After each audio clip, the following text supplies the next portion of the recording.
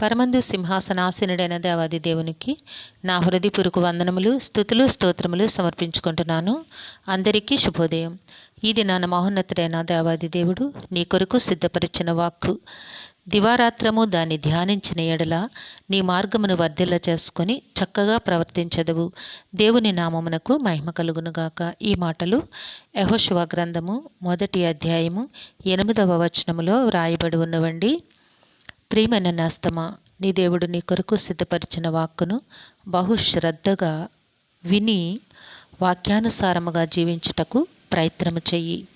ఎందుకంటే నీ జీవితమును వర్ధిల్ల చేసుకొని చక్కగా సంతోషముగా జీవించుట, నీవు ఆనందముగా జీవించుట దేవుని సంకల్పమై ఉంది.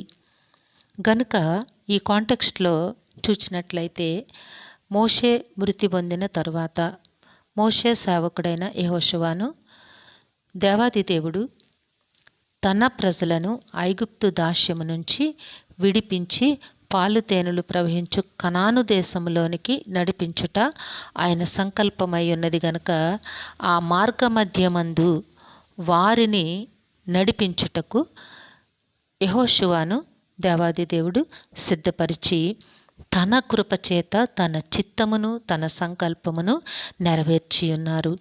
గనుక ఆ దేవాది దేవుని యొక్క వాక్కు ఈ దినాన నీకు వినిపిస్తూ ఉన్నారు. నీ జీవితంలో కూడా నేస్తమా, నీవు దేవుని యొక్క ప్రణాళిక, దేవుని యొక్క సంకల్పము ఎరిగి జీవించుటకు ప్రయత్నము చేయవలను. నీవు ప్రతి సంగతి యందు కూడా చాలా జాగ్రత్త పడి ఈ ధర్మశాస్త్ర గ్రంథమును నీవు బోధింపక తప్పిపోకూడదు. ఏదైతే ధర్మమును, ఏదైతే గ్రంథమును దేవాది దేవుడు నీకు అనుగ్రహించి ఉన్నారో అందలి విషయములను, అందలి సంగతులను నీవు చక్కగా నేర్చుకొని నీ హృదయంలోనికి స్వీకరించుకొని ఆ గ్రంథ వాక్కు ప్రకారముగా నీవు జీవించాలి. అట్లా జీవించగలిగినట్లయితే నీ బ్రతుకు ఎంతో ఆశీర్వాదకరముగా ఉండబోతోంది. కనుక పరిశుద్ధ గ్రంథమందలి ఆనాడు ధర్మశాస్త్ర గ్రంథమును గూర్చి యెహోషువకు చెప్పిన దేవాది దేవుడు ఈ దినాన తన పరిశుద్ధ గ్రంథమును గూర్చి నీకు బోధిస్తూ ఉన్నారు. నీవు బోధింపక తప్పిపోకూడదు. బోధించాలి అంటే గ్రంథమందలి ఉన్న సంగతులను నీవు చాలా శ్రద్ధగా నేర్చుకోవాలి.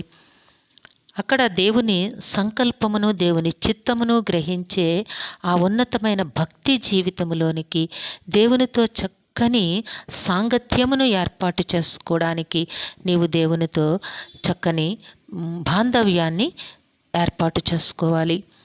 దానిలో వ్రాయబడిన వాటన్నిటి ప్రకారము చేయుటకు నీవు జాగ్రత్త పడునట్లు, అంటే ఆ గ్రంథమందలి సంగతులు మొట్టమొదట నీవు నేర్చుకొని, నీవు పాటించి, నీవు ఆచరించి నీ చుట్టూతా ఉన్న ఆ జనాంగములకు నేర్పించాలి, బోధించాలి. కనుక నీకేమని చెప్తున్నారంటే దేవాది దేవుడు, నీవు జాగ్రత్త పడునట్లు దివారాత్రము దాన్ని ధ్యానించిన ఎడల ఏమి చేయాలట? దివారాత్రము కూడా దేవుని యొక్క సంగతులను గూర్చి నీవు ధ్యానించాలి. ధ్యానించుట అనగా చదువుట, నేర్చుకొనుట మాత్రమే కాదు, ఆ వాక్కు ప్రకారము నీవు జీవించాలి. దివారాత్రము అంటే పగలు రాత్రి అనే తారతమ్యము లేకుండా దేవునితో నీ బంధము అంత బలమైనదిగా నీవు మాట్లాడినా, నీవు నడక నడిచినా, నీవు పాట పాడినా, ప్రార్థన చేసినా, ఏది చేసినా సరే ఆయన చిత్త ప్రకారమే ఉండాలి. నీ జీవితం అంతా కూడా ఆయన అడుగు జాడల యందే ఉండునట్లుగా నీవు చూసుకొనవలెను. గనుక దివారాత్రము దాన్ని ధ్యానించిన ఎడల నీ మార్గమును వర్ధిల్ల చేసుకొని చక్కగా ప్రవర్తించదవు. దేవుని నామమునకు మహిమ కలుగునుగాక. ఈ చక్కని ప్రవర్తనే నీ బ్రతుకును ఎంతో ఉన్నతమైన ఆశీర్వాదముల వైపు నడిపిస్తోంది. చక్కని ప్రవర్తన నీకు రావాలంటే దేవుని గూర్చిన ఆ సంకల్పములలో నీవు నిలవగలగాలి. దేవుడు నీకిచ్చిన ఆ గ్రంథమందలి ఉన్నతమైన ఆ సంగతులన్నిటినీ కూడా నీవు ఆకలింపు చేసుకొని ఆ వాక్కు ప్రకారము అడుగులు వేయడానికి ప్రయత్నము చేయాలి.